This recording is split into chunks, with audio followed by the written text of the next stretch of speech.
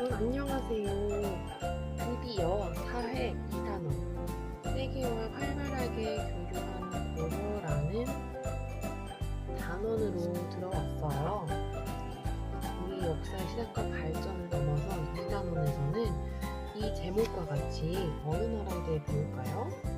고려에 대해서 배울 겁니다. 한 단원이나 할 정도로 역사가 깊은 고려에 대해서 기대감을 갖고 시작해보도록 합시다. 첫 번째로는 후삼국의 성립과 고려의 후삼국 통일 과정이에요. 그러니까 고려가 나오기 이전에 신라가 삼국을 통일했던 통일신라에서 다시 후삼국, 다시 삼국으로 나눠졌다가 이것을 고려가 어떻게 통일했는지의 그 과정을 살펴볼 겁니다. 짠! 선생님이 그림을 그려봤어요. 먼저 신라말의 상황을 알아야지 후삼국이 어떻게 성립되었는지 알 수 있겠죠?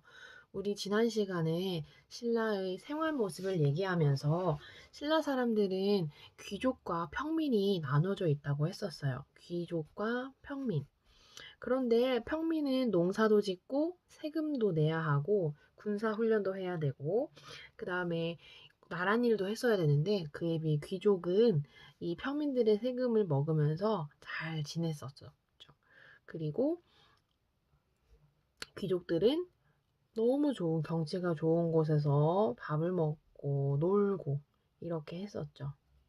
그랬던 시기가 계속되면서 귀족들이 타락을 하게 됐어요. 지금 지배층이 타락을 한 거예요. 타락을 하면서 평민들에게 세금을 왕창 걷는 거죠. 이거는 나라가 걷긴 했지만, 그리고 귀족들이 스스로 왕을 세웁니다. 그렇게 하자 귀족들이 이 농장을 세우는데 이거를 계속 넓혀 나가는 거예요. 그 정도로 힘이 센 거야. 돈이 많아서. 그래서 왕을 세울 정도로 힘이 세지니 이 놀이에 더 집중을 했겠죠. 그래서 평민들은 어려움이 더 심해졌어요. 피지배치. 한쪽이 편하면 이 공동체, 나라는 공동체이기 때문에 이 나라가 하지 않는 것들을 평민이 더 많이 해야 돼요. 그래서 다 가난해졌어요. 농민들은 생활이 어렵고 가난해지자 이게 선생님이 그린 게 도끼거든요. 이제 도적이 되고 집이 없어지는 거죠. 여기서 더 이상 못 살겠다. 난 떠나 살겠다 하면서 집이 없이 여기저기 떠도는 거예요. 그렇게 도적을 하고 이제 떠돌이 생활을 하면서 이 사람들이 힘을 모아요. 아, 이렇게 더 이상은 못 살겠다. 하면서 이 관청이라고 했는데 지금으로 따지면 시청과 같은 곳, 그런 곳으로 가서 여기에 많은 지배층들이 있을 거 아니에요. 습격을 합니다. 이들이 갈 수 있는 곳은 이들이 모여있는 이곳이었어요. 하나의 집, 하나의 농장보다 이곳으로 가서 습격을 해서 어떻게든지 이 힘듦을 표현을 합니다. 그러나 이걸로 되겠습니까? 그래서 여기서 드디어 호족이라는 새로운 세력이 등장해요. 세력. 호족. 선생님이 얘기했죠. 그 귀족들 있는 그 신라의 수도인 금성. 지금의 경주에 많이 몰려 있었는데 그곳 말고도 여러 지역에서 이렇게 호족이 등장합니다. 이건 호족이 어떤 느낌이냐면 각 나라마다, 각 지역마다 뭐 대전이면 대전, 부여면 부여 이런 곳에서 각 곳마다 성을 세워요. 성을 세우고 여기에 자기의 이 군대들을 자신의 군대, 자신의 나라와 같은 이 성을 지킬 군대를 자신의 돈을 주고 사오고 하면서 나는 성주다, 나는 장군이다 라고 이렇게 지칭을 합니다. 그래서 돈도 있어야 되고 군사력도 있으니 힘이 세잖아요. 그래서 각각의 나라를 다스리는 꼴이 된 거예요. 나만의 나라를 호족이 새롭게 이렇게 꾸려가는 겁니다. 그러니 이 평민들이 이 호족과 함께 힘을 모아가지고 각각이 나라가 되고 있어요. 통일신라는 하나였는데 각각 이 안에서 힘듦 때문에 모이다 보니까 중앙 집권 국가, 함께 한 나라로서의 일을 못하고 있죠.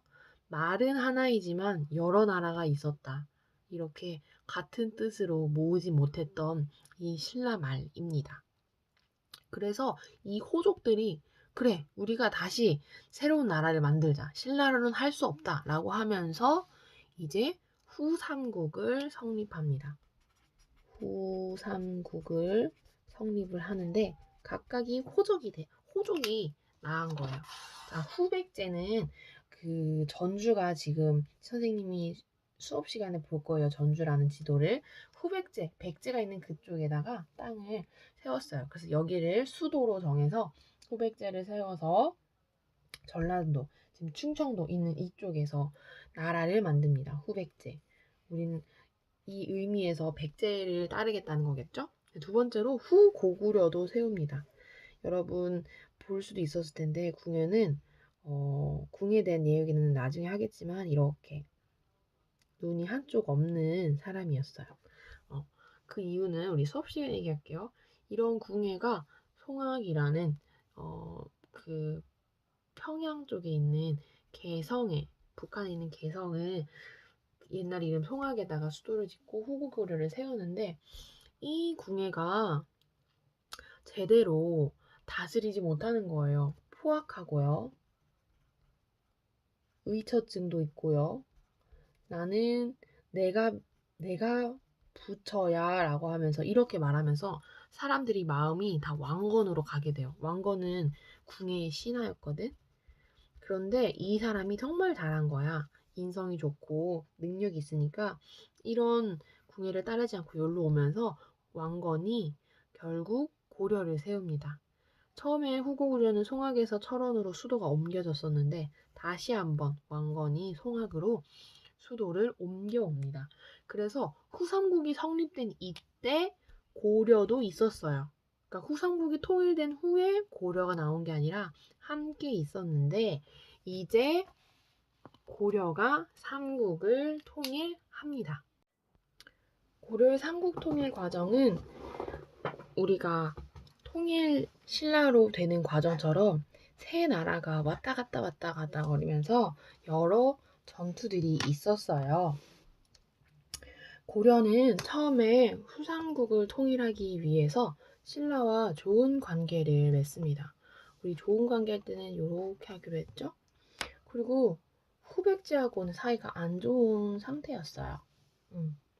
근데 이런 상태니까 후백제가 신라를 공격합니다. 후백제가 신라를 공격.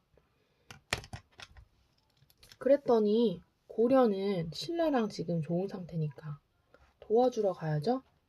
그래서 후백제가 신라를 공격했더니 고려가 도와줍니다.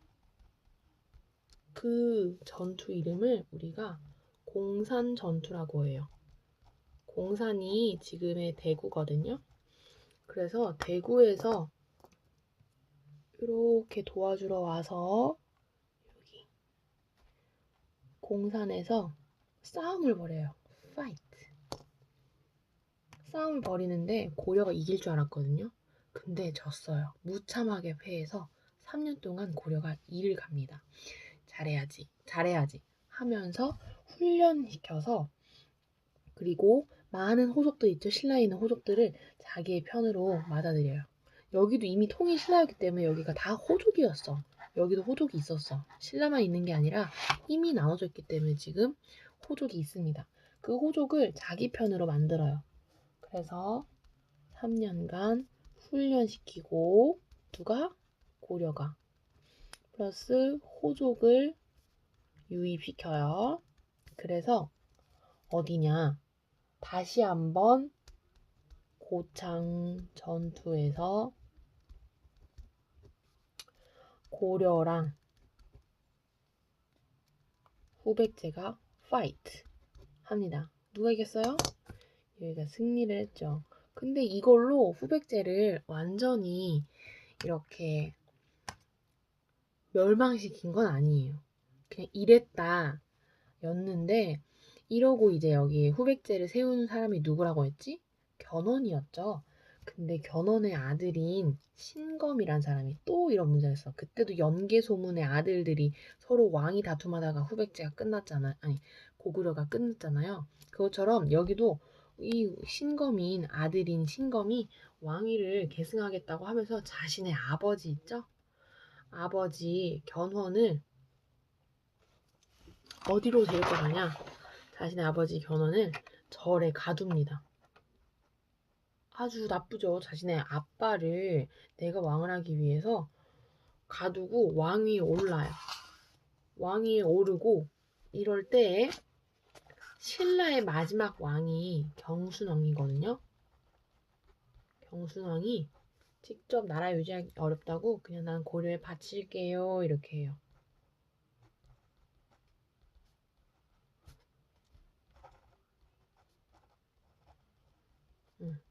고려의 나라를 넘겨줍니다.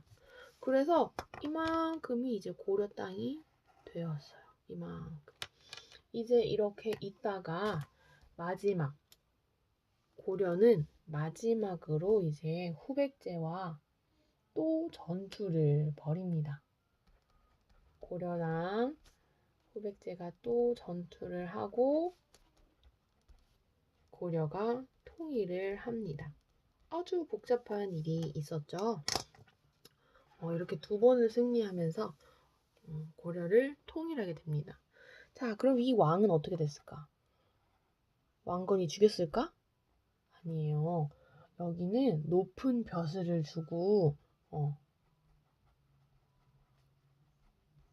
후하게 대접해요. 이것이 왕건, 이 리더의 인품이라는 거예요. 지금 이렇게 도와주고는 있지만 다른 나라였는데 이 사람에게 그래 너 나한테 항복했구나 끝내지 않고 벼슬을 주면서 대접해주면서 이렇게 자신의 편으로 만들어가고 이제 후백제와는 조금 싸우면서 했지만 결국에는 하나로 이 통일을 이뤄갑니다.